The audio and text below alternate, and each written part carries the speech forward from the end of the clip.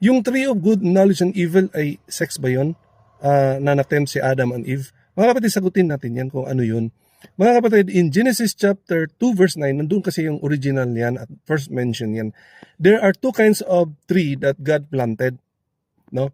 The tree of knowledge of good and evil, and yung isa hindi natin masyado binabanggit, the tree of life. Yung tree of life hindi pinagbawal, yung tree of good knowledge and evil lang. Now, ano tong tree of knowledge and good and evil? Simple lang mga kapatid, tree of good and knowledge and evil. Yun lang yun, knowledge of good and evil.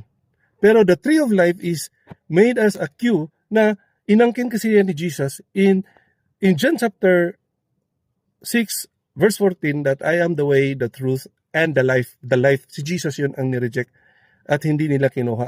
Now, the tree of knowledge of good and evil, yun yung si serpent, yun yung obvious naman si the devil yun eh. So, yun yung comparison niya, Jesus and the devil. Mga kapatid, ano yung